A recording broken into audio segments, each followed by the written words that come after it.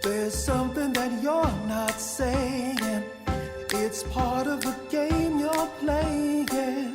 I'm trying to understand it, but this ain't the way I planned it. Hey, folks, welcome to Free Press Sports with Carlos and Shawn. Carlos, we got the great Dave Birkett back, and I mean, you might want to say hello. We almost didn't, by the way. It was very close. He might still be in Green Bay because someone was supposed to pick me up at 5 a.m, and it didn't happen. So I was a little concerned, but he made it. So he's joining us.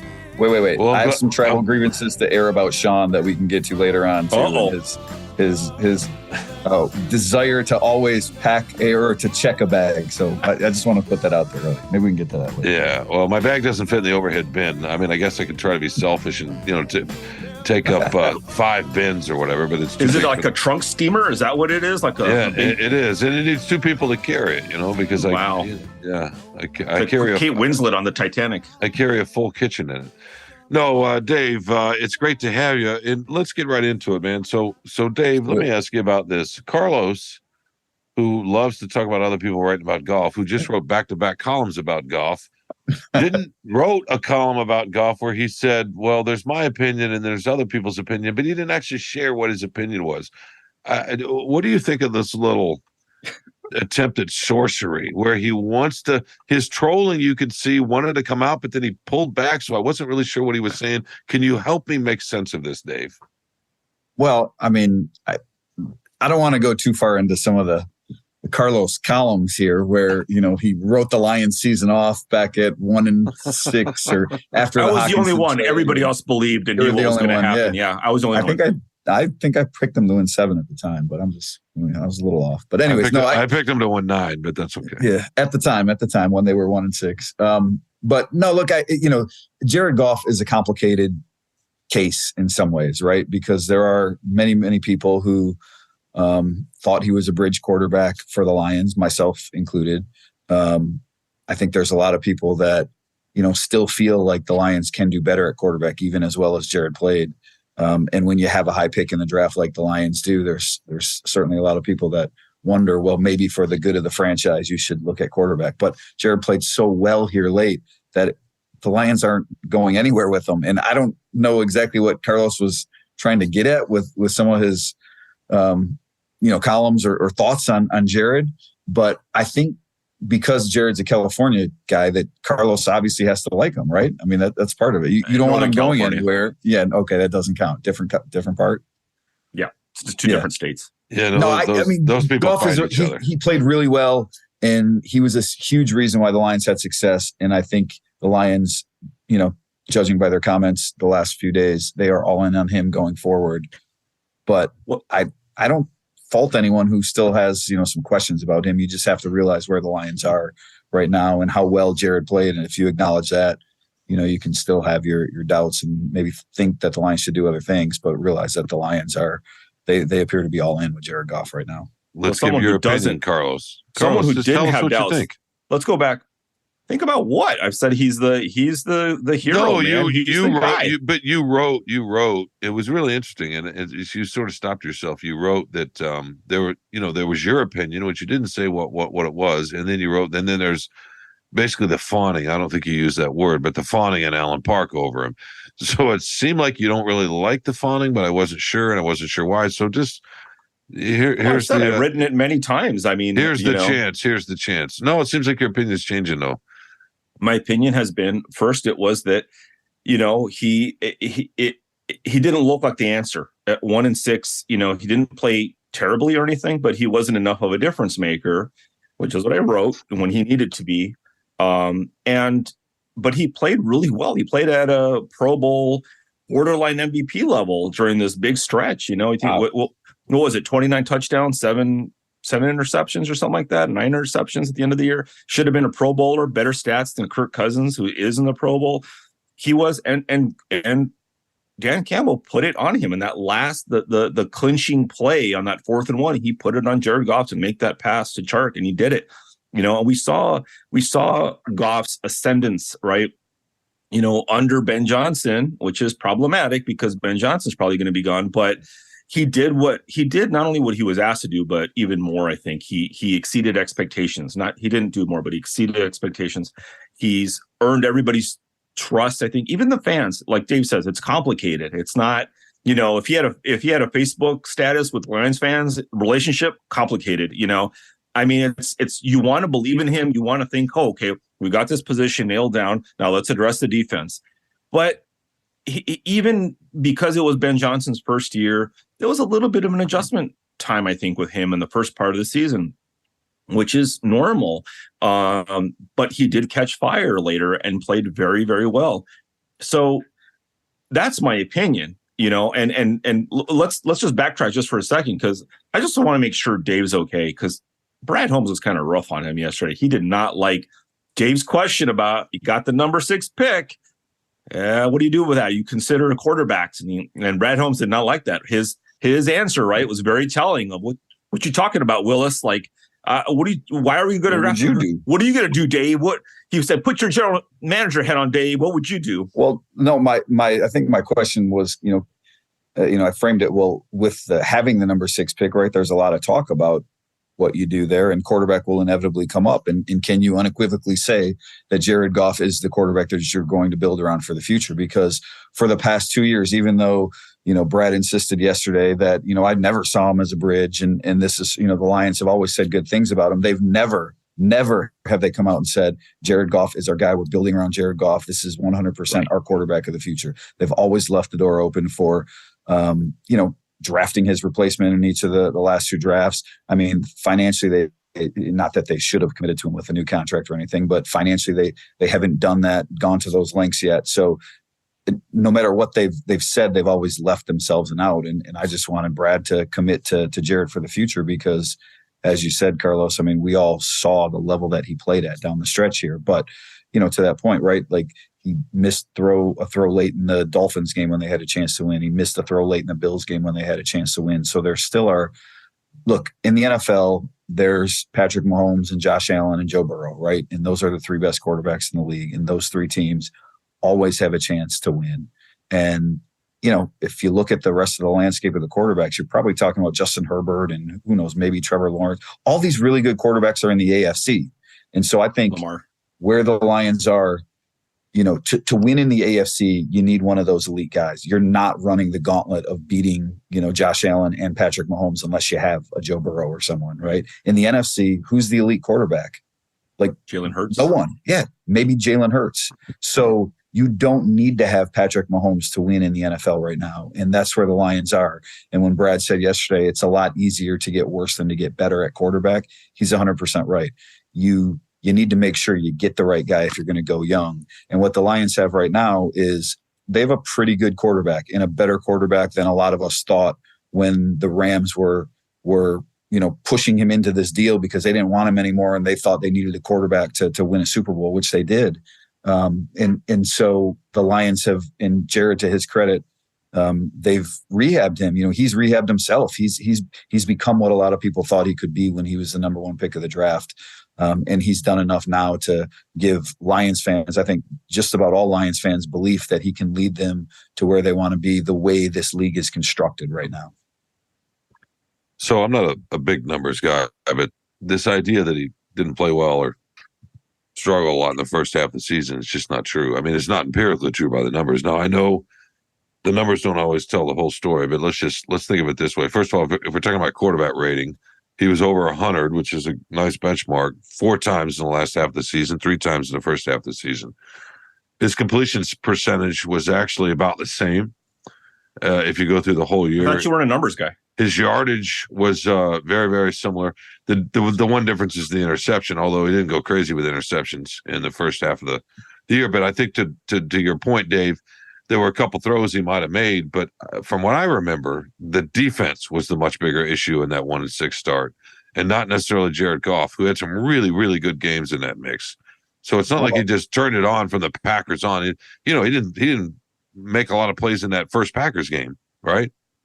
No, he didn't at all. It was 15-9. He didn't have a good game. He had 10 turnovers in the first 8 games. I mean, that was the problem with him, right? Defense was the bigger issue for the Lions, but Jared was not making enough winning plays. And when in the NFL, to me, right, especially when you want to, your goal is the Super Bowl, right? You need a quarterback in a lot of instances, that guy that you can turn the game over to in crunch time, that can go toe-to-toe with Mahomes, that can go toe-to-toe with Allen and lead you to victories. And when you see him not make that throw late in the Dolphins game, when they have a chance to win it and miss the receiver, and then when you see him do that a couple weeks later against Buffalo, and even there was one down the sideline against Minnesota that he didn't make. And, this sounds very critical of Jared, but that's what people were seeing, right? All the turnovers and then not hitting those big throws. And so I think it sort of reinforced, like, man, this is why the Rams got rid of him. And then you fast forward here to the second half of the season. And again, this is not just the Ben Johnson production, not just the Dan Campbell production. Jared deserves a lot of credit for what he did. 320 straight passes without a pick, 324 it is to end the season. Like, that's that's the fifth longest streak, I think it is, in NFL history, right? And maybe there was, he had a pick that was called back on a penalty in Chicago and one that was dropped in Buffalo. And, so it's not like he was perfect, but when he plays that type of way, as Dan Campbell said Monday, he's the right quarterback for this team. He's the right fit for what we want to do. He's accurate and he takes care of the ball and we want to be this play action team, and he's really good at it. So I do think the Lions have found something in Jared Goff that really fits them well right now. Well, go ahead, Carl. Sorry. One thing, if I'm allowed to talk, Shawn, for a minute. One thing that is interesting, Dan Campbell saying that is so important.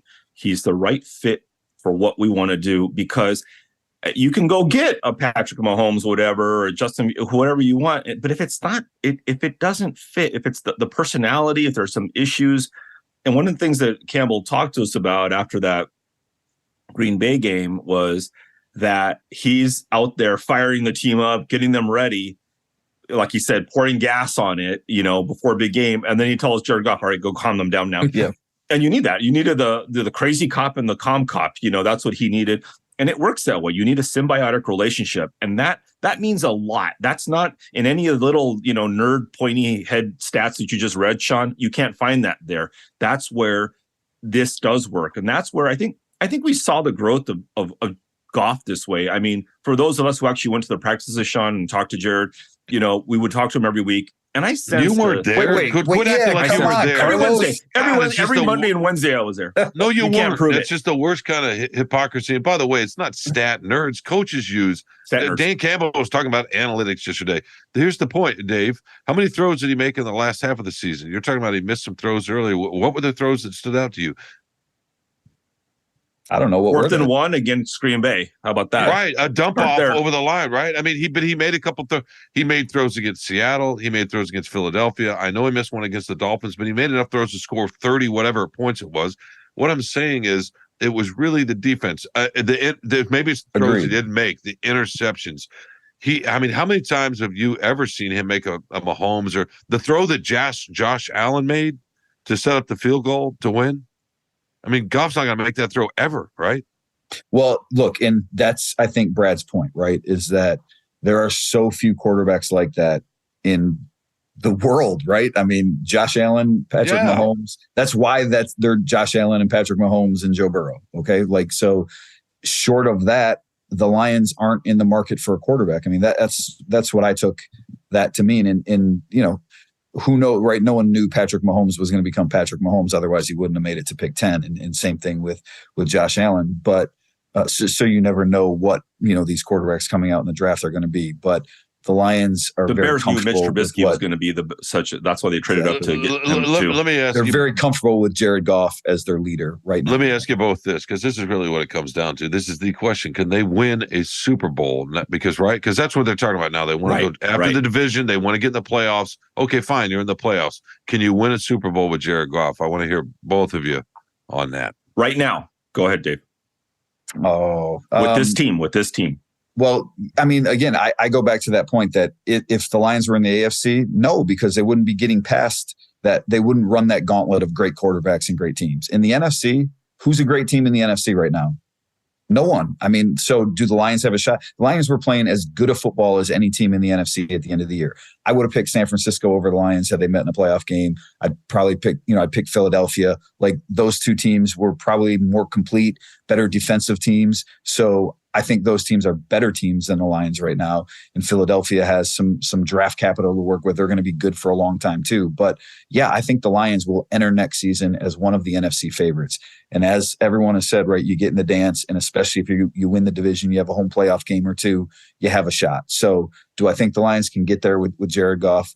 I do, because of the way things are constructed right now. I don't think that makes Jared Goff one of the top, 5 quarterbacks in the NFL or whatever, but he played really well late in the season, and he did exactly what the Lions asked him to do. So if he continues to take care of the ball, if the Lions stay creative on offense, they continue to build all these parts around them right now, they have the makings to me of a roster that can make a run next year. You can't. My answer would be a little bit different. And this is just how the team is now, before the draft, before free agency, all this other stuff. But you can't face plant in North Carolina and think you're going to make a deep run. These games, the playoff games, the teams that win the playoff games, they usually need elite play from their quarterback. They need their quarterback to make huge plays in crunch time against really good defenses usually. And that's what we haven't seen enough of from Goff probably in the second half of the season, but he's played very well. And the weak NFC for now, definitely Dave is right. Now, can they win a Super Bowl? Well, they have to play an AFC team in the Super Bowl. So that's playing the Bills or whatever, it's going to be a different situation. But that's a good question, Shawn. I mean, and that's really what the question comes down to, is once they start getting into the playoffs, can they make a good run? Is he good enough? Yeah. Is he good enough? He's won. I mean, hey, I remember he's played the Super Bowl, right? He's played in the Super Bowl. Yeah. Thanks to a bad call in New Orleans. But yes. And so the one thing I say about Jared Goff, and I watched him, but I think, Shawn, you just realized he existed when they traded him here, but he used to play for the Rams. And I enjoyed watching him play for the Rams. Dave and I were talking about this. He threw a beautiful deep ball, actually, with the Rams on the play action. But he came back the last game he played for the Rams. Well, not the second to last game, was when they had to go to Seattle in the wild card game, and they went to Seattle and he beat them. It was a defensive struggle, but he played well enough, and he was coming back from a broken thumb. He was already on the trash heap for Sean McVay. He knew he was going. He was on the outs. I didn't know. I don't think he knew he was going to be traded for sure. But even with all that, he led them to a win. Wolford was supposed to be the starter, but he was hurt. He had a concussion, I think. So he came in and led them to victory in Seattle. It's not easy to win there. So, I give Goff a lot of credit for being a competitor, for being tough, for a lot mentally tough, which is important. Is he the quarterback to win game after game in the playoffs in hostile environments? And that's another question. I don't know. I mean, like you said, Dave, San Francisco, Philadelphia, they're going to have to play every game on the road if they made it into the playoffs this year. So that's a whole nother issue. But he's been there. He's had a lot of experience in the playoffs. I just don't see him being the guy to take him into a deep playoff run right now. But that's before draft and free agency. Yeah, no, it maybe it's this team. I mean, who knows? Maybe they get lucky. But they were obviously good enough to be in the playoffs this year at the end of the year. Yeah. We all know they paid for what happened at the beginning of the year. As far as Carolina, I don't know what you think, Dave, but I mean, you were there, obviously. To me, they weren't ready to go, and I don't know how much that's on Goff. Campbell took a lot of responsibility for that. They had gotten through that Jets game before where there was a little bit of stage fright early in that game. They kind of had to work. This is all new, so you got to learn. And Campbell's talked a lot about learning how to win. Well, I would argue that Goff, even though he's been on a couple of runs, one Super Bowl run, he's got to learn how to win too in this system with this group.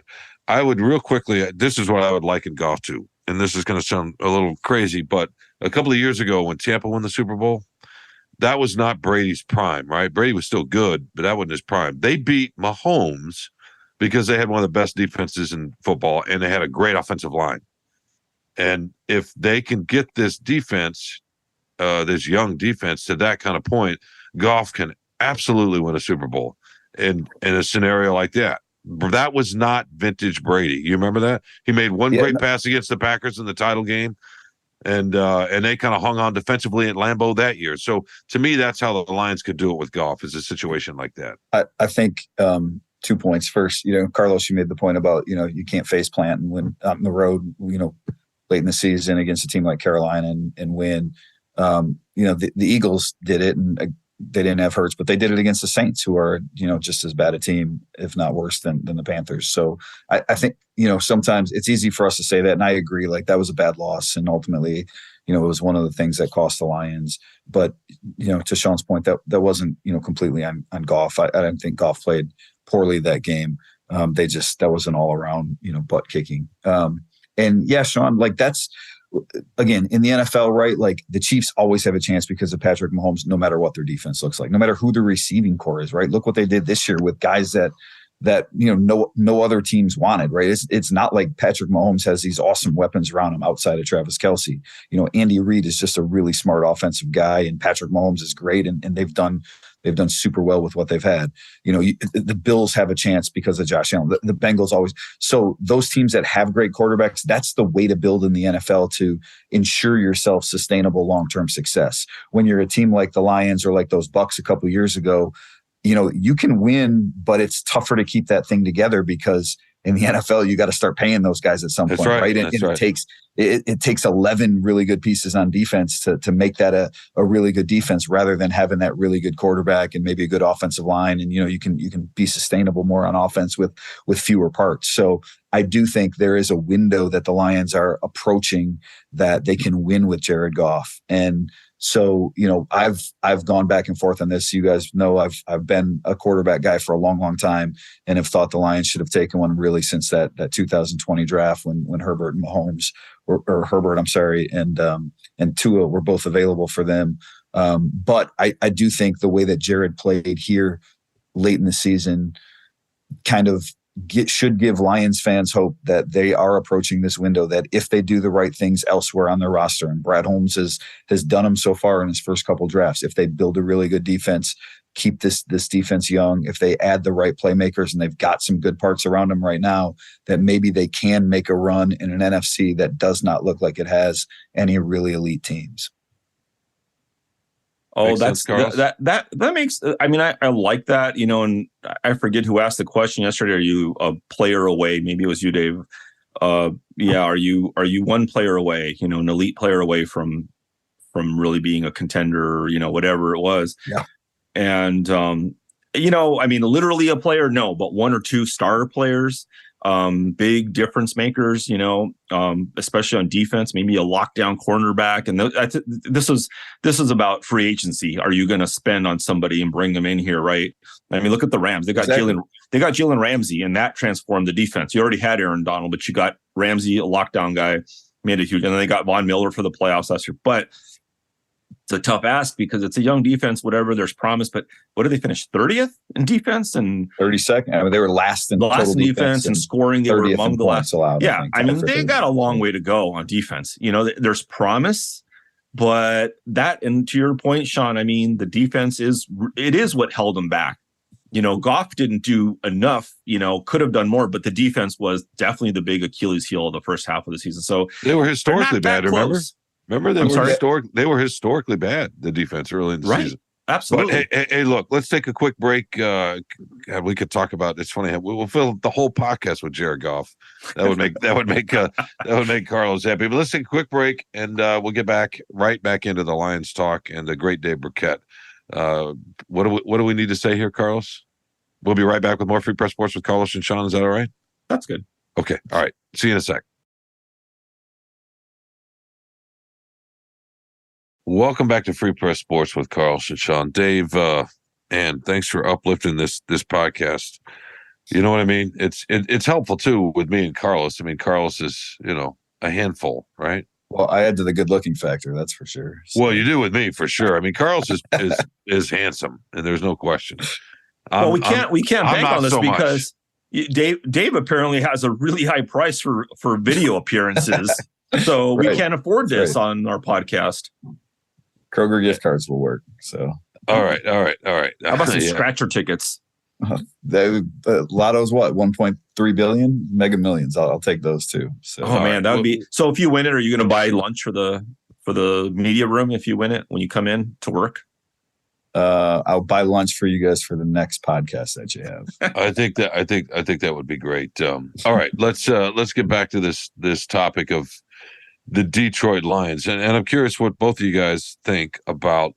So we just spent the last segment talking about what they have in Jared Goff.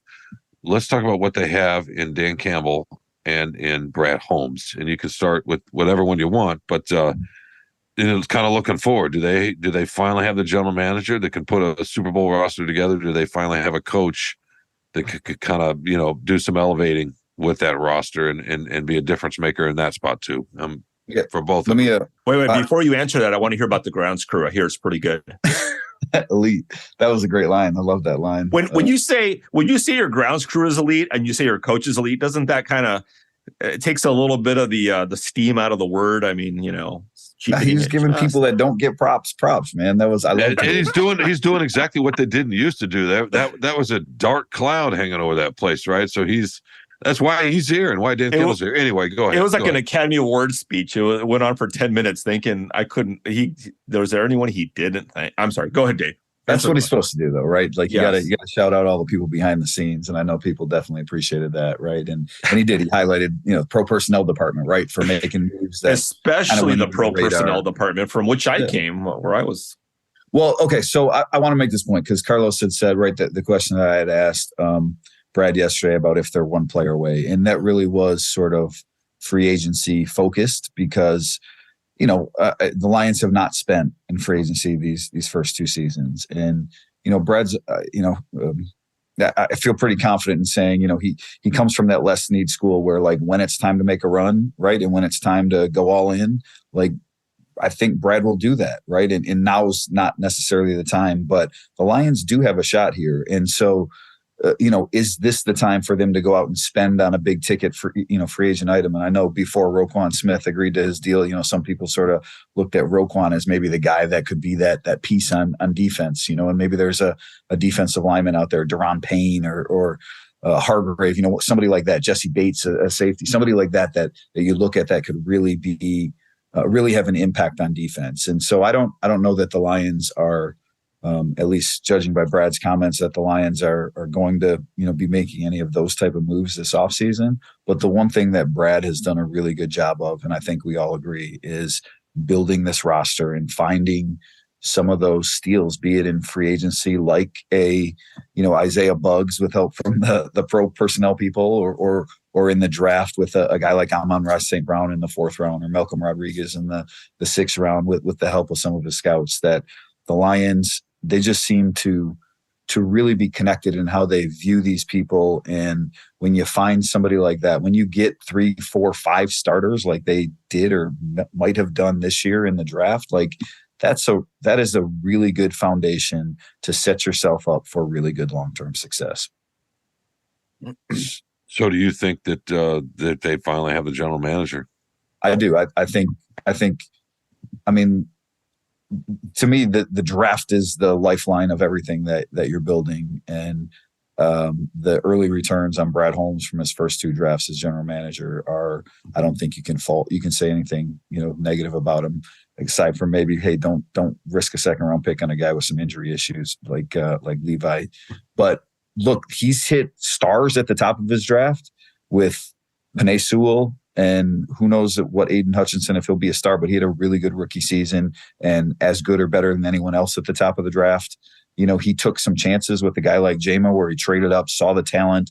We'll see how that one pans out. And he's got steals later in the draft, finds that are going to be long-term contributors on this team. Maybe Kirby Joseph, certainly Amon-Ra St. Brown. So I think there's a lot to like about the way that he's built this team so far. Carlos? Yeah, I mean, there's a lot of promise. And that's the what you don't want to do as a general manager is just miss. And the players he's taken up high, they are very good. They're potentially stars, Hall of Famers, I think, Shawn, in your opinion, probably. But I mean, there's a lot of potential there. And then finding, and to me, it's finding those steals. Right. And he's done it. He's done it on both sides of the ball. Martin Mayhew just could not draft an offensive playmaker outside of the second round. It was just impossible for him when he was at the Lions. So that was a weakness for him. But Holmes really doesn't seem to have he talks about building through the in the trenches. He's gotten good guys on both sides of the ball, on the line, in the secondary. So we're gonna have to see what happens. But this is a very good start for him. For agency, I mean, he's done a good job. I mean, they flamed out on the receivers last year in his first year. That was a struggle. And, they talked about, he admitted, Goff had trouble his first year because he didn't have enough weapons around him. Well, that was his fault for missing out on Trinity Benson. And who's the other guy, Dave? Well, it wasn't Trinity. It was not Tyrell Williams and Rashad Perryman. Yeah, and Perryman was the trade. Right. Yeah, you're right. Go ahead. No, that's so it's all part of it. The draft is definitely the cornerstone, the key of how do you get guys on cheap contracts and keep them, and all that stuff. But for agency, that's the other half of it, and he's the other part of it. But he's definitely there's enough, and I think Dave said it. In the NFC North, he's definitely the best general manager right now. It's not tough competition, but he is the best general manager. So there's a lot of hope from that side. And Campbell, did you say Campbell too, Shawn? Were you asking about him? Yeah, no, yeah, I want to, yeah. Oh, there's no question. There's no question. Dan Campbell's, I mean, he's brought them back from the abyss, 1-6, and kept them together. And everybody likes his message. He treats people with honesty. He's a straight shooter. That's what's kept this team going, and people believe in him, his message. He's made tough decisions on his coaching staff, gotten rid of guys when it was time to, and promoted Ben Johnson and, all that. So the future's bright from both guys. I want to make two more points real quick.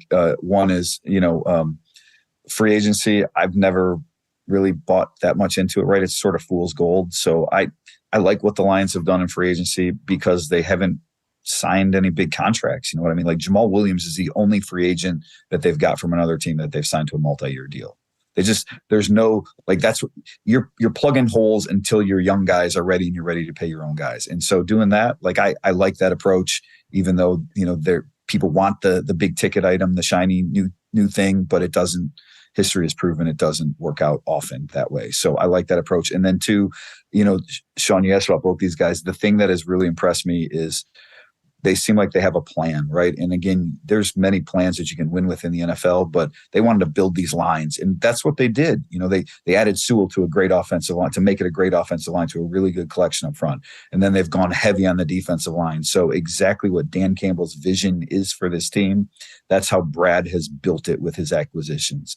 And when you have, to Carlos's point, a guy like Dan who, is so good at galvanizing the locker room and, is so good at getting people to buy in even in tough times. It's easy to see that why this team has rallied behind both those guys. Well, I have to disagree with that because we saw it here. Golden Tate, Glover Quinn. You've had some really highly impactful free agents. I agree. You can't have 22 free agents, of course, but you can be judicious about it. And I think Brad even talked about that a little bit. We're going to be careful, and which GM says, "No, we're just throwing money out the window." Of course, you're going to be careful. You're going to be selective, but you can do that. And that's the other question, Dave, is what do you do that to make up for your draft misses, though? When you have but nobody hits every draft, and sometimes you need veteran leadership. If you brought in a guy in that back end, you should get Tracy Walker back, which would be a big help. Yeah, but the Lions did that. They signed Anzalone. He's their Kyle Vandenbosch. He's their Nate Burleson, right? Just right. that he's not a all-pro player, but he adds some know-how on defense. And so, yeah, that's what you do. And and they signed Anzalone to a 1-year deal, and then he played well enough, and they liked him. Hey, let's bring him back for another 1-year deal. So they haven't locked themselves into bad contracts. But they've made a good signing. That was a good signing, yeah. Williams was a great signing. Bugs was a good signing. Kaminsky was a good signing. Here's the thing: is what do they see their true window as? Because if they think it's got to be with Goff under the next 2 years, if that's what they want to do, hey, Jared's our guy. We love him. They just can't say enough good things about him. We want to win in the next 2 years. Well, that speeds up your time frame. That means you've got to go get somebody, and you can always, closer to the trade deadline, you can add somebody, but or are they building this thing like, well, let's see where Goff takes us in the next year, the next two, maybe we draft a quarterback. And Holmes said he liked the idea of sitting him as a rookie. So maybe they think the window's a little bit farther away from being an elite championship team. But my guess is they think that they can win sooner than that. So you're going to have to make a splash somewhere in free agency to do that, because they're not going to hit home runs in the draft and get early contributors, amazing contributors every year. Shawn, you may have heard this when Joe Burrow said the other day, right? Somebody had asked Sam. I did. The window's as long. Window's as long as I'm playing. Yeah, great line. But I think that's the Lions' vision. Brad Holmes' vision and Dan Campbell's. The window is as long as we're here, because if we build it the right way, that can be the window regardless of who the quarterback is. And right now, when they have a Jared Goff that they trust and that's doing the right things, they see that window not as being a 1 or 2 or 3 year thing. It's as being, if we build this thing the right way, the window's as long as we're here. No, and for sure. Plus, I know he's going to be 29 soon, but if he's going to keep playing like now, if he's going to keep playing like he did this year, and you never know, that's a big if, then that's a 4 or 5 year window, right? And plus, with the way quarterbacks go this year, what's that? 12, 13, 14 are the best years. That's when quarterbacks get better. According to Jim Caldwell. Inside joke. Yeah, no, I know. But sometimes they do, and the sports is full of people that figure stuff out at various levels. And who knows, maybe Goff, who knows? It's hard to say. We all know what we watched this year from him, and he looked different. And I know he didn't throw the ball. What made that Rams offense so fun was partly him throwing the ball deep. And I know that he didn't the Super Bowl year, and I know that he didn't do that much this year. But that could change too with an offseason with JMO, as you guys like to say. I don't like calling players that we cover by their nicknames. It's just so you always called Calvin Johnson, right? Yeah, exactly. Not Calvin, or nobody called him Megatron really, but Calvin. No, you probably called him Megatron. That's how you are that way. But no, so Dave, you've been around the Lions a long time. Carlos, you've been in Michigan for 20 years at least. I mean, what makes Campbell different? Because I don't think the Lions have had a coach like this, and who knows how good he'll actually be. But I had somebody tell me the other day, this guy could end up being the tight end version of Sean Payton. That what gets lost and all the kneecap biting and biting kneecaps and all that sort of stuff is just how smart he is. And creative. I think he he probably doesn't get enough credit for that, first of all, right? Like, the offense wasn't just Jared Goff, or it wasn't just Ben Johnson, or, Dan played a role in that too. And more than anything, I think what Dan does extremely well is he empowers the people around them and gives them license to, to be themselves, but, be like, when I look at, the fourth down decisions and the aggressiveness that he has and some of the trick plays, or even the hook and ladder that they ran the other day, right? Those are things that a lot of people don't do, just because it's so easy to criticize that. I was talking to Dave Phipp the other day, and, he sort of talking about, right, a lot of the ingenuity comes at the high school level or the small college level, because they're so far, they're out of no one sees them, right? And so there's not this scrutiny when things go wrong, like, oh, why did you do that? It ruined our chances. We lost this game, we lost the division, whatever it is. And that, I think that there's a fear that sometimes that people have, just, somewhere rooted deep in them, that they can't do some of these things because if it backfires, they're the ones that catch blame for that. And Dan just doesn't care about that. Like, he empowers his people to look, when this game is on the line, I want the ball in our hands, and I want to put it in my best playmakers, the offensive line, Jared Goff, whoever it is. Like, we're the ones that are going to make the plays, and we want to keep the ball, and we want to do this.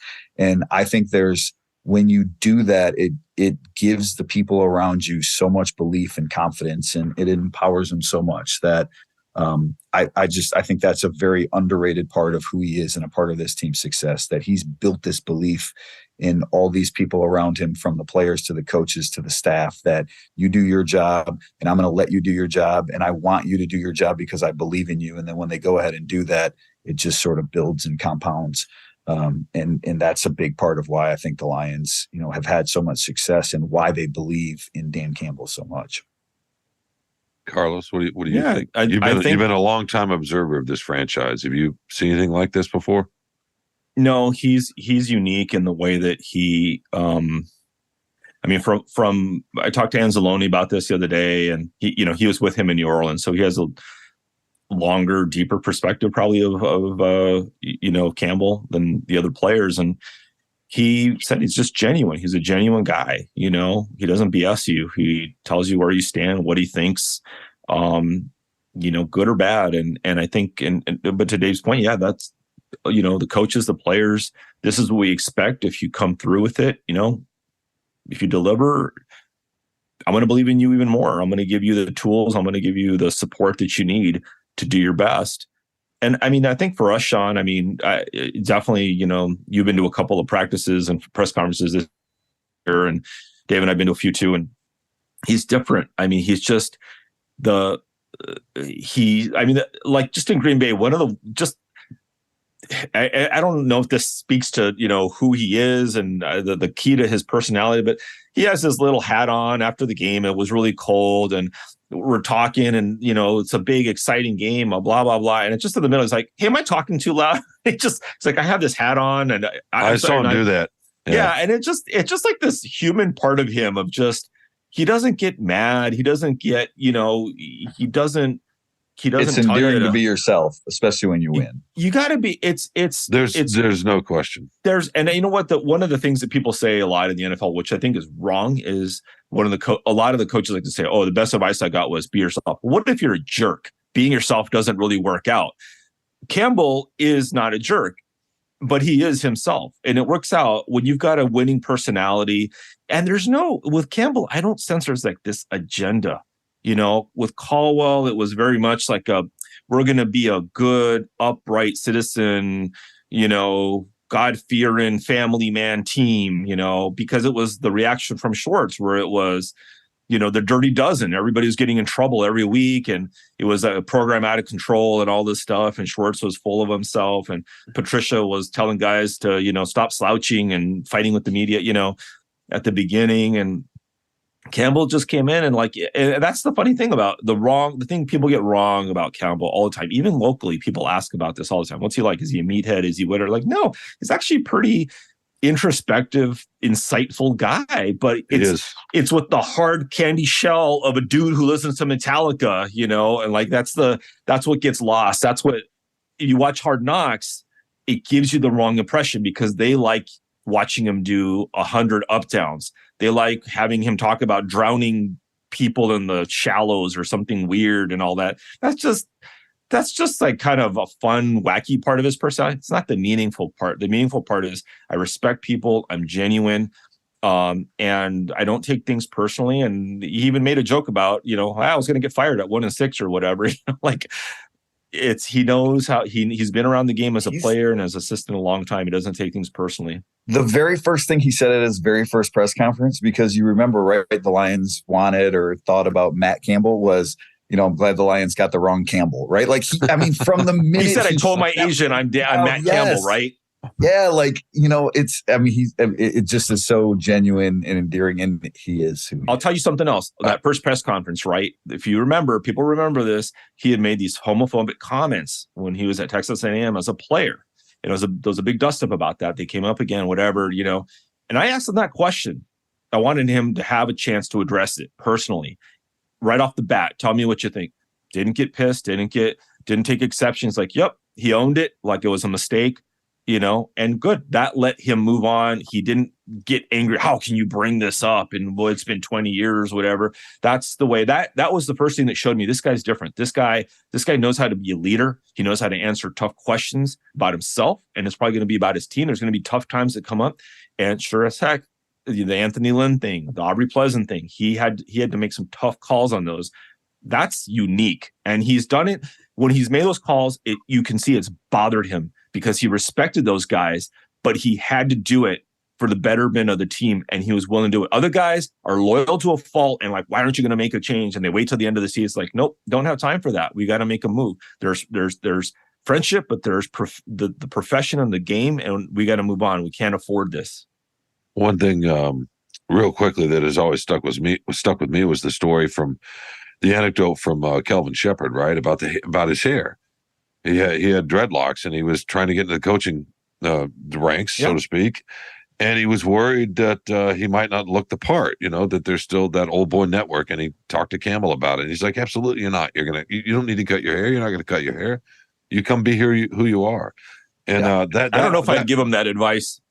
That really how NFL owners are, but yeah. No, but Campbell was adamant about that. And that really stuck with me. And to your point about the homophobic comment, when I heard that story, like, people can change, right? They can learn. He was young when he was at Texas A&M.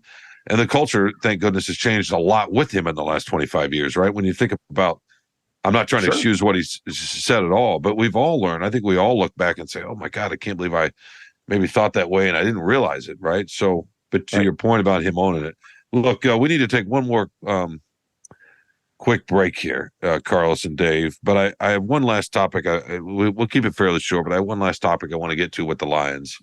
And that has to do with Sunday night. And it's a little bit of Dan Campbell, but more of this idea of the reaction we saw nationally. And I want to get both your thoughts. So let's pay some bills, and we'll be right back with more Free Press Sports. Hello, I'm Phil Friend, the host and producer of Spartan Speak, a podcast collaboration between the Detroit Free Press and Lansing State Journal focusing on Michigan State sports. Each week, I'm joined by the OGs of the MSU podcasting game, Freak beat writer Chris Laurie and LSJ sports columnist Graham Couch, as we discuss and dissect the latest sports news coming out of East Lansing.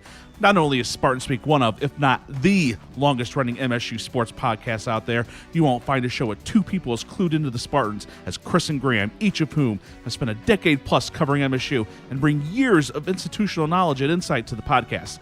And once in a while, they'll let me throw out a take as well.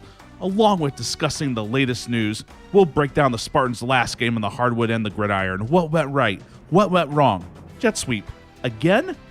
For both Mel Tucker and Tom Izzo, get you ready for the next game, make predictions, and so much more. We can also guarantee at least one reference to Kalamazoo every podcast. So if you haven't already, download, subscribe, and listen to Spartan Speak on Apple Podcasts, Spotify, Google Podcasts, or on your podcast app of choice. Well, welcome back to Free Press Sports with Carlos and Shawn. All right. So Sunday night, the Lions win, and Dan Campbell gets interviewed, I think, at the end of the first quarter and is asked, what are they playing for? I assume you guys saw this from the press box in Green Bay, but what are they playing for? Because the Seahawks won, and so there was no playoff spot to be had. And he's like, we want to keep them out. I can't remember the exact quote, but so there's that. Then they pull out the hook and ladder and they win. And all of a sudden, maybe it's not all of a sudden, maybe it's been building for the last few weeks, but just the local reaction obviously is one thing. And you could talk about that. Dave, you just made the point off the air that in your lifetime, you've never felt like this with this team, that this organization actually might have something sustainable. And then two, beyond this area, how much fun everybody was talking about all these, and to your point about Dan Campbell. But so they're not going to beat the Cowboys or the Packers, but Detroit is a foundational team. It's an old city, and there's a weird place for this city in America's heart in a way. It's a love-hate thing kind of, but there's a chance here to create a new space in the league if they really get going. And I'm curious what y'all think.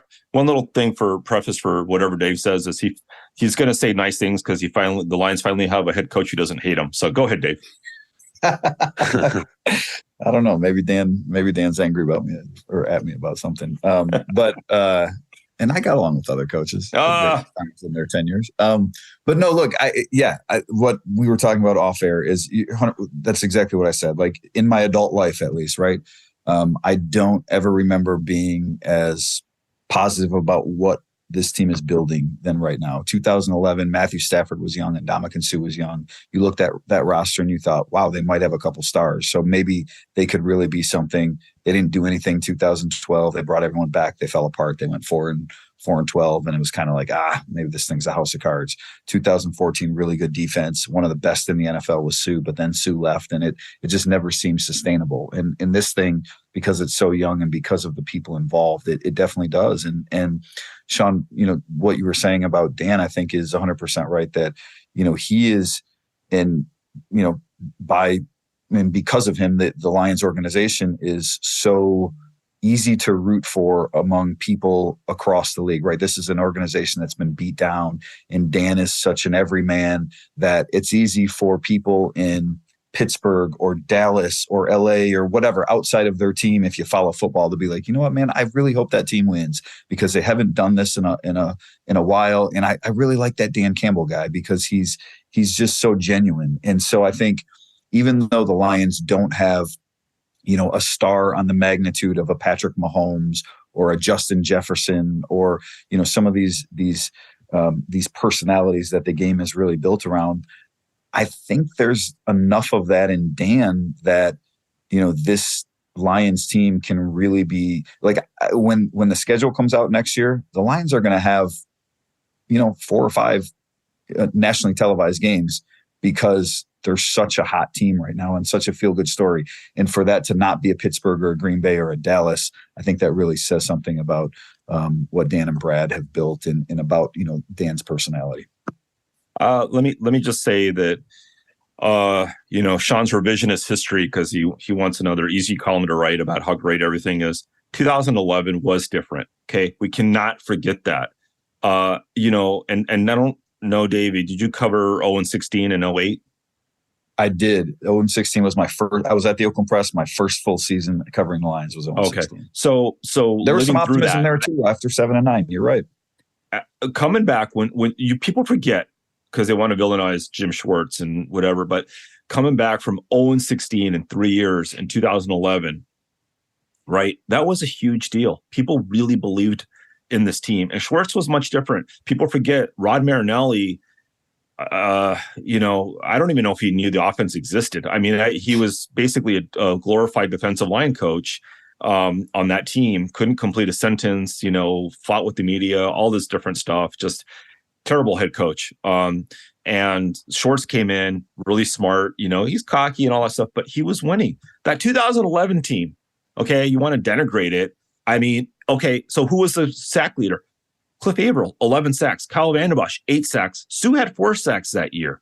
They had a pretty good defense that year. It wasn't bad, And then you had Calvin, you had Nate Burleson, you had Javid Best was on that team. You had some young, exciting players on the team. 5-0 until Javid got hurt. They looked so good those first 5 games too.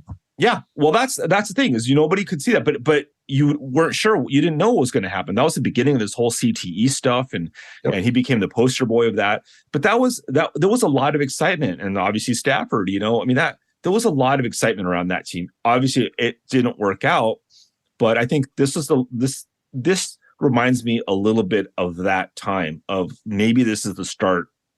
It felt different with Mayhew and with Schwartz.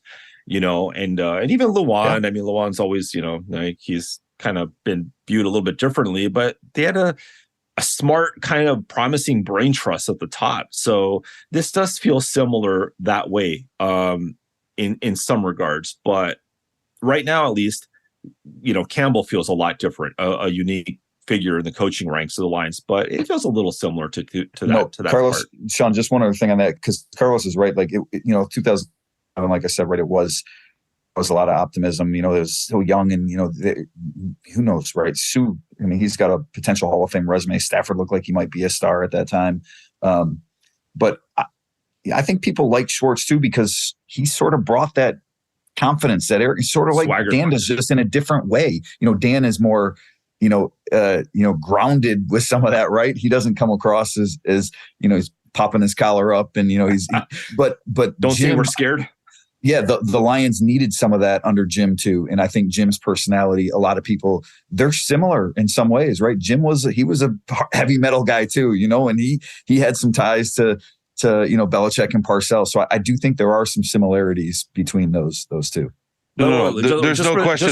Just for the listener, the audio files out there, Jim Schwartz is a hair band guy, like Rat, and listening to those garbage bands. Dan's a Metallica, like a true, honest heavy metal guy.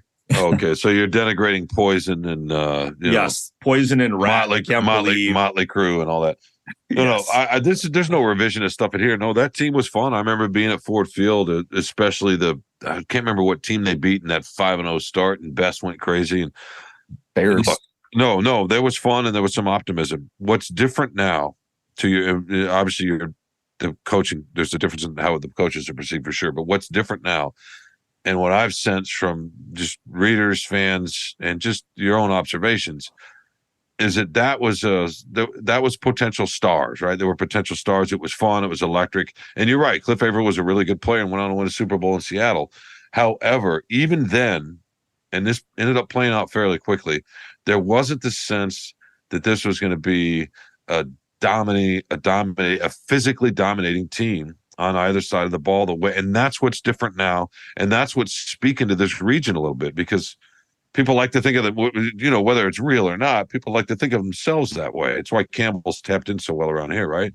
There's a sense that they can go out and play with anybody right now. Whether they can or can't, it's a different question, but there's a perception that they can because of that physicality. And that's what's different from 2011. Look, Sue wasn't physical. He was people. But he was one guy. First of all, the offensive line wasn't the same. It was Sue.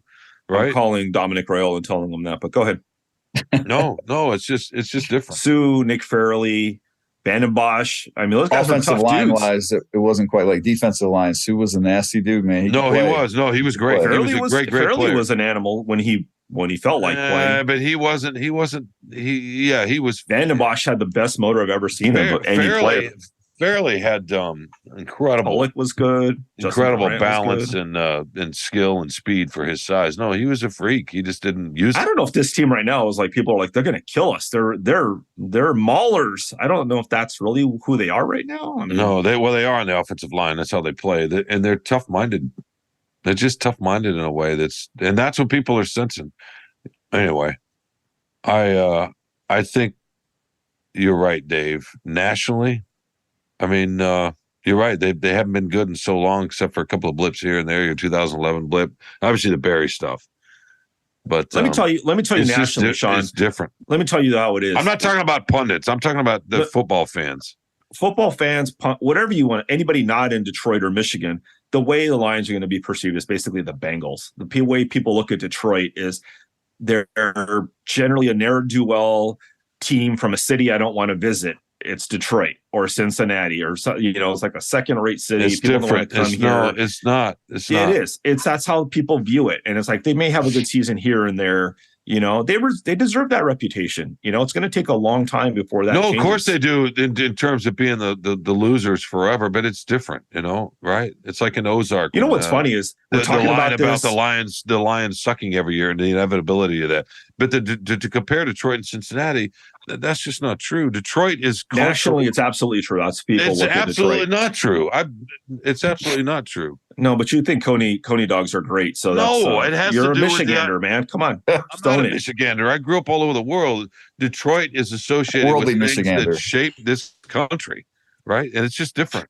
Nobody knows that. Nobody understands. People don't understand Detroit's history and all this stuff. 18-year-olds don't, but older people do. Of course they do. Make a TikTok video. They'll find out. They'll learn about it. Yeah, that's right. TikTok will solve it.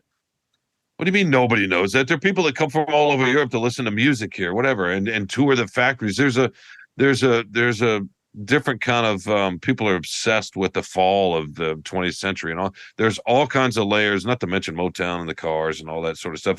It's not Cincinnati. There's no pain out there for 60 years with Cincinnati, right? I mean, they've been to the Super Bowl a couple of times. I'm gonna cancel your subscription to the Atlantic or something because you're getting a little too high-minded with all this. People are coming to tour factories. No, it's like Jacksonville. Jacksonville's been bad for most of its existence, and that's a team that people don't have any. Who knows anything about Jacksonville or that place, right? That's different. They haven't even been around that long. People think of the Lions. I would say to add some. Go ahead, Dave. Look, you guys. I want to interrupt your argument here. It's part of what makes the podcast.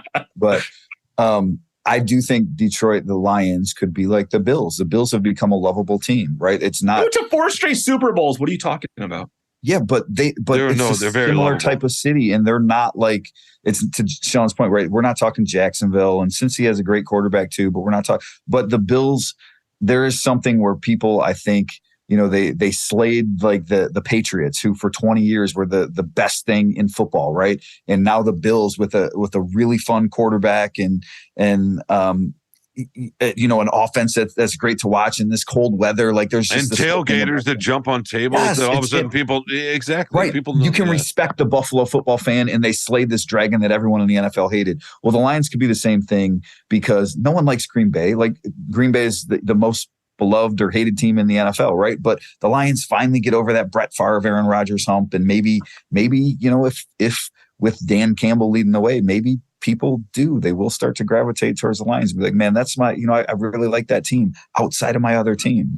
There are going to be people that root for people. I mean, let's face it, right? It's fantasy football that guides a lot of interest and why you gravitate. Who are you going to have? Jared Goff on your fantasy team? I mean, Amon-Ra St. Brown. Amon-Ra is the one guy that you're going to have on the team right now. But Shawn doesn't like calling him J-Mo. He doesn't like calling Mr. Williams. But the thing with the Lions is that they're not going to. The two things people think about when they think about the Lions: Barry Sanders and Thanksgiving. That's it. That's all you know about the Lions. Well, no, and losing. Yeah, losing. Yeah, that's the biggest thing. Losers. And if they start winning, Dan Campbell will be something else that they associate with the Lions. It's going to take a long time for them to change that narrative. And it won't take long. People have short memories that way. Stars. People just love stars. And Dave's celebrity. point is do you not listen to Dave's point? He's saying Dan Campbell will be the star. And it's true. Maybe. Coaches have to go so far to be stars. I mean, that's why Hard Knocks wanted to be here because of Dan Campbell. Like, exactly. But how many times are people going to watch a press now. Conference of Dan Campbell throughout the year? From the minute when he talks about biting kneecaps, he's been the star. Even if people were like making fun of that at the time, Dan is the star of this team. You're just drawn to him right now. Obviously, they got to win, or this is all lose his job, or whatever. But this is all predicated on winning, of course. This whole silly argument, but no, I'm with you, Dave. Campbell's going to be the star. I mean, who knows? Maybe J-Mo. God, I can't believe you made me use air quotes, Carlos. He could have a chance because he's so fun to watch, right? I mean, even just the little glimpses. So that could be something. But I don't know. It was just really interesting watching Sunday night happen. I think we got a glimpse beyond this area, and especially within this area, of how people are, reacting to this team. And plus, Carlos, to your point about fantasy football. Like the Lions are a fun team that way because even if there's not like somebody putting up huge numbers individually, they're scoring 30-something. Like they're a fun team to watch with the fake punts and the going for it on fourth down and some of the creative offensive things that they do. Like we're not talking about grinding out 17-14 wins every week with a running game that runs the ball 40 times in today's NFL. No, they're throwing it and they're getting after it on defense, blitzing, so I do think. For the football fan that tunes into the games and knows more about the Lions than just the personality of Dan Campbell, they watch the Lions and say, well, it's a pretty fun team. And I can watch a Lions game, whereas maybe it's tougher to watch a Pittsburgh Steelers game. And you can watch all that great offense in Carolina next year when Ben Johnson comes in and lights that world on fire. What's funny, Dave, I got I heard from a lot of people text Sunday night, just people that I know that live in the area. Not family necessarily, but your sons or two sons, yeah. No, that were just enjoying themselves. The phone was just kind of blowing up a little bit because they were having so much fun. That's where people are saying, "Oh my God, it's been since '91 that they've had." There's just something about this combination, this coach and his team, the pulling out of the. We haven't talked enough about starting 1-6 and then going 8-2 or whatever. Right. I mean, that just doesn't happen. Doesn't happen. Doesn't happen. I mean, almost never. Right. So that's a huge part of this, right? I got a text from an NFL guy during the game or at the end of the game. I didn't see it till way later after the game. But again, someone who hadn't seen a lot of Lions, busy with his own work. And two things he said, after those plays at the end, he said Lions were letting I don't know if I can say it on our podcast, hang out. You know what I mean? Yeah. And then he said, yeah, as long as Jared Goff is schemed up like this, like Kirk Cousins is, like. This is going to be a real team, like a real team to contend with. Defense needs more talent, but they play hard and love what they're doing, though. This is from a rival NFL person. So, the best meme I saw all night, I get shared around especially after the hook and ladder call, was I don't know if you guys have seen The Big Lebowski. But there's a kind of an iconic scene with John Turturro and a bowling partner of his, and they've got their balls hanging in these sacks, their bowling balls hanging in these sacks, hanging out, and they're kind of right. Their knees are bent a little bit, and they act like they're cleaning them, and it's just awesome, right? It was an idea of Campbell's got right. Campbell's the Big Lebowski. Yeah, exactly. By the way, did you do that text, Dave? Did you get it after my text to come pick me up at the hotel? No, you missed both of them. I understand. No, it always comes back to. Do we have time to air our travel grievances here? Do we have time to air our travel grievances here? Yeah, we do. Soon. Favorite thing. But my one thing I keep thinking about this whole thing with the Packers and the finish and whatever, right? 9-8. Detroit, for anybody who's not from Detroit, who's listening to this podcast, it's like we're talking about they got to the NFC Championship and people just literally missed wanted a parade. Like people Carlos. I can't believe the perspective. I mean, as much you promise realize as that, there right, is. Carlos? Say that people again. wanted it. There were people Sunday night saying, "Can we please have a parade?" And they were being serious. Yeah. I am not. We have a special book we're putting out. I'm just wondering, is there? Yeah, didn't you get you missed that text too? Yeah, you already crazy. do like 4 chapters. It's crazy, Carlos. You and I were sitting next to each other one of the early games when they were maybe I don't remember what game it was, and they won a home game, and they were 3 or 4 games under 500. They were slowly climbing out, maybe. And we were looking at each other like, this is this loud and crazy for a team that's 3 games under 5. It's crazy. Yeah. And but to Dave's point, that's part of it. The exciting offense.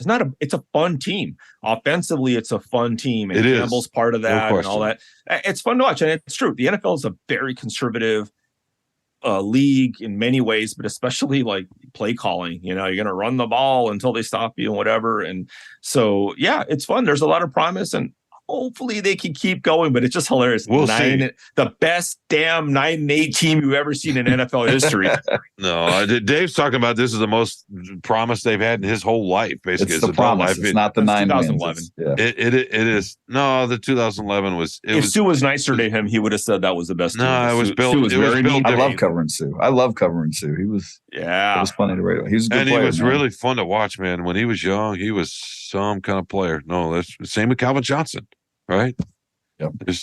There's no question. All right. Do you have a couple of grievances you want to air? Carlos, why don't you go ahead and air yours first, because they're about me, and then I'll air mine about Shawn. It's not really, look, I can, it's not really, I just have a question about Shawn's travel habits that I wanted to, make the listeners aware of, that maybe they can weigh in on, because I just don't know how many people do that. But go ahead, Carlos. Say it. All right. This is our favorite thing, right, Shawn, that we're doing? Favorite thing or grievances? Just grievances. What we just grievances? No, let's just change it up. My least favorite thing.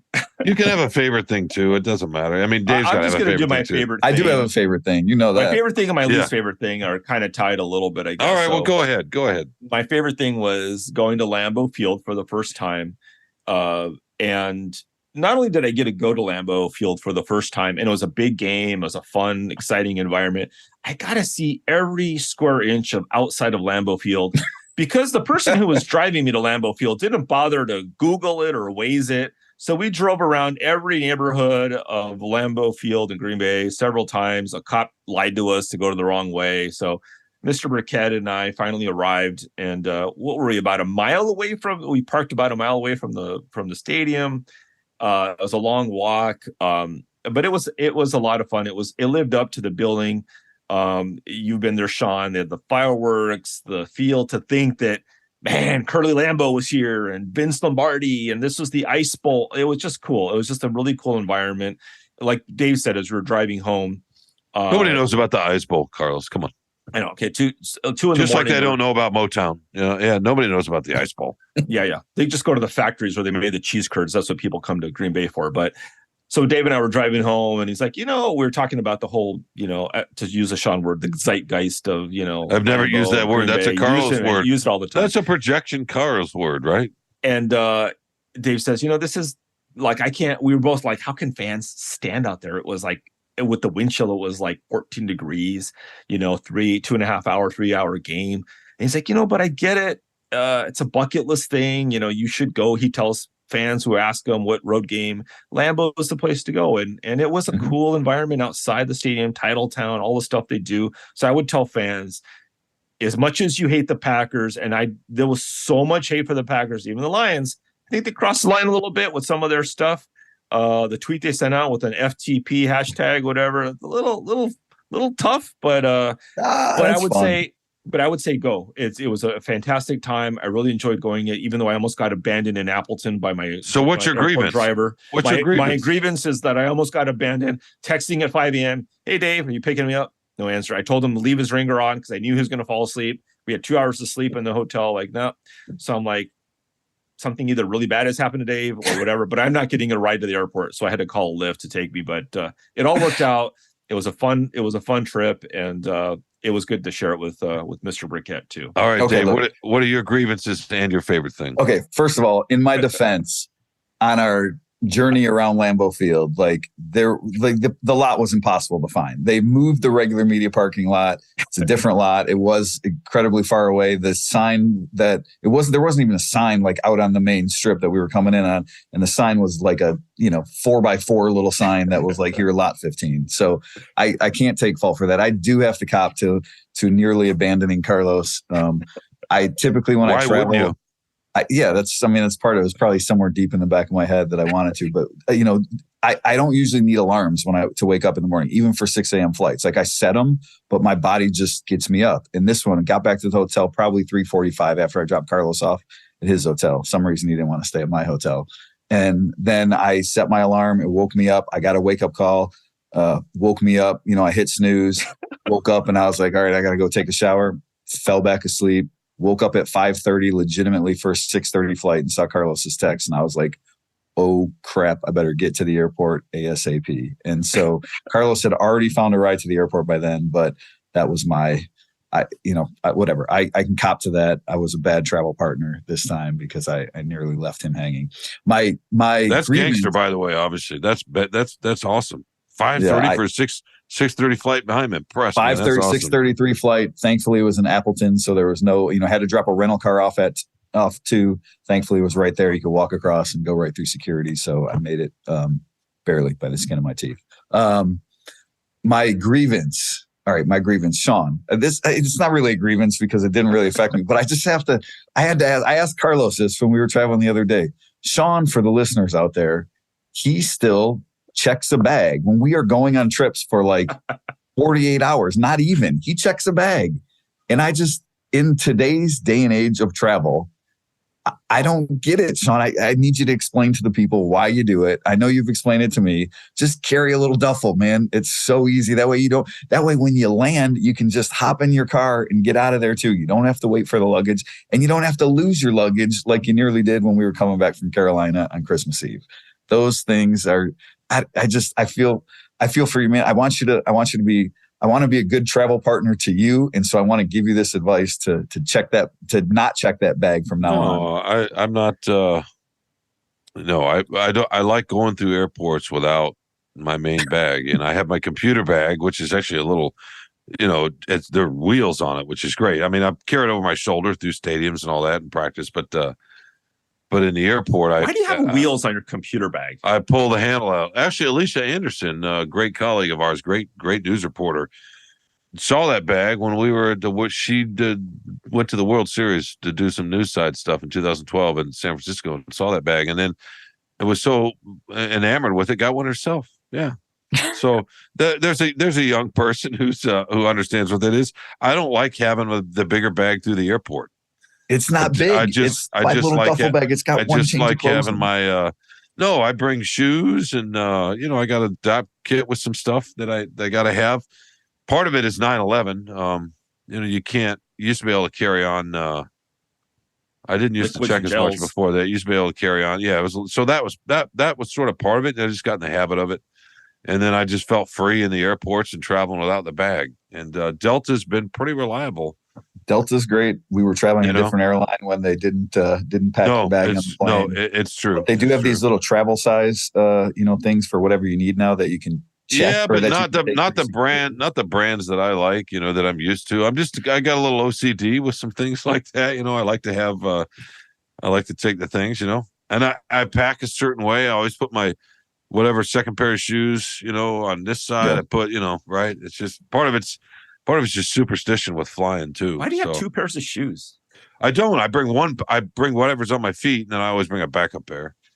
I want to know from all the listeners out there, who checks bag? How many people check bags when they're going for like a short? We're gone for 2 nights essentially, and so it's just my. Yeah, I like to get in and get out. I get to the airport 45 minutes in advance, an hour in advance. I have the way I pack, but you don't go anywhere when you travel either. The other thing too is I don't. Because the weather can change, so I've always got an extra coat, whatever. Part of it's because I used to travel when I was a news reporter when I was young and or younger. How about that? And and sometimes you'd get into situations where you needed something would happen. So I just got into that habit a long time ago of trying to be prepared and having extra stuff, especially if I got you get shipped off to places and you didn't know. So that's kind of where it comes from too. Is a long time, traveling for news and stuff. But one thing, just wanted to give you a hassle.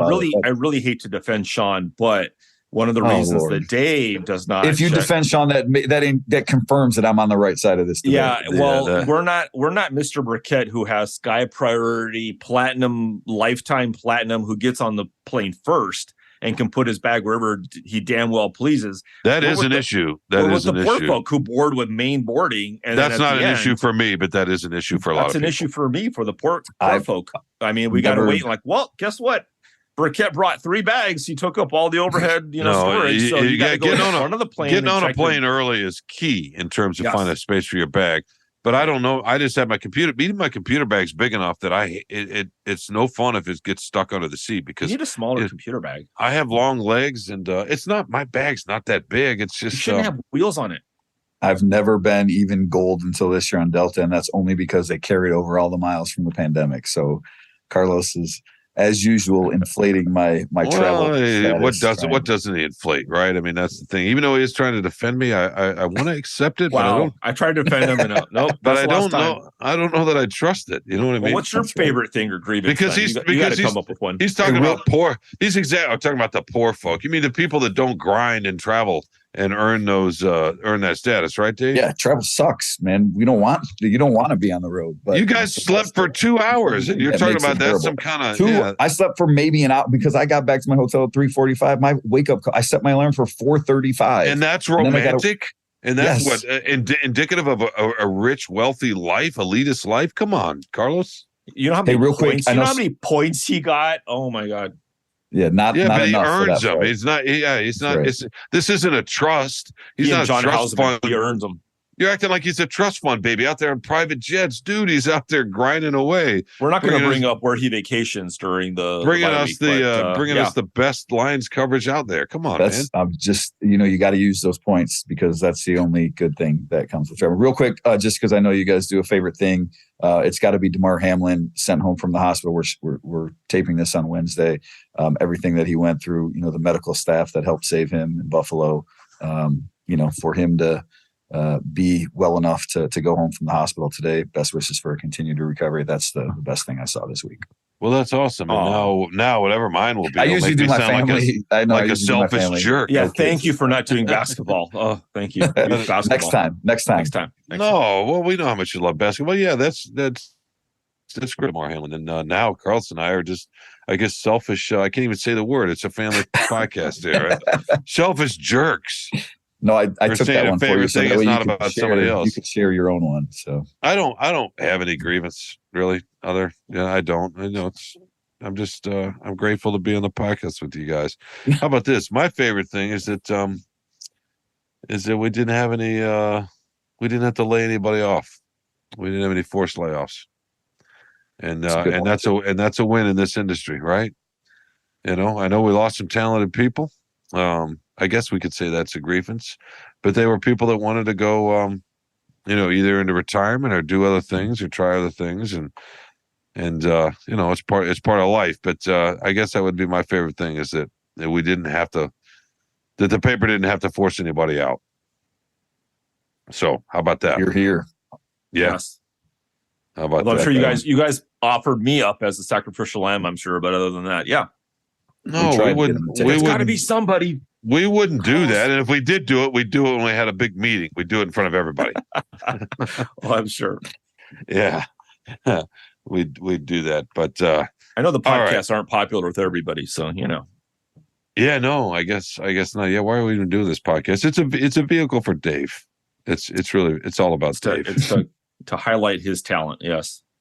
Oh, Dave, thank you for joining us, man. It's despite Carl saying to me the other day in the parking lot in Allen Park that he wants the challenge of writing about teams that suck.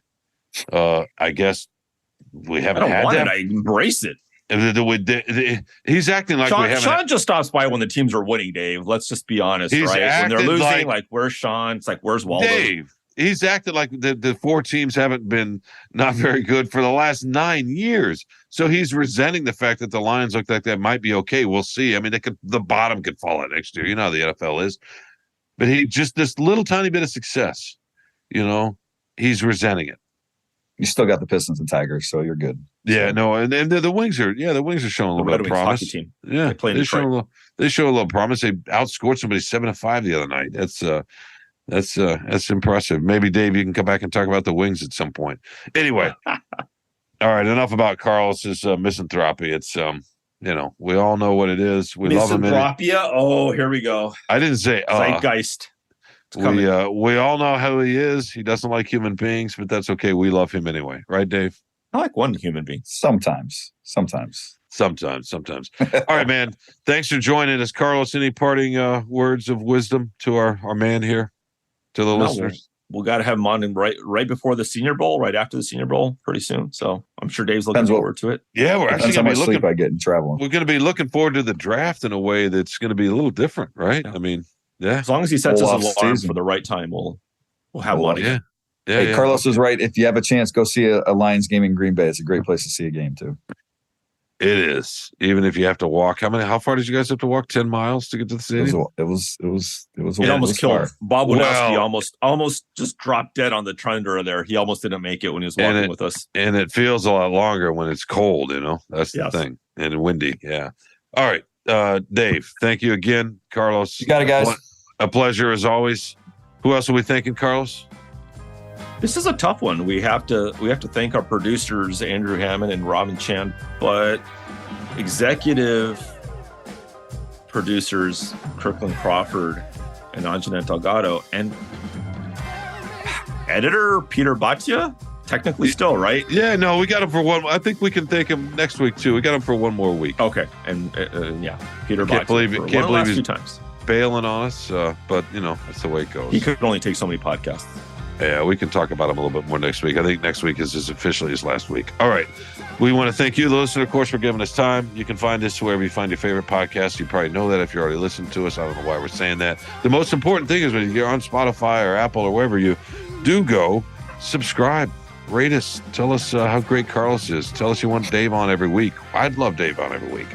Tell us whatever you want. In any case, thank you again for listening. We'll be back next week with more Free Press Sports with Carlos and Shawn.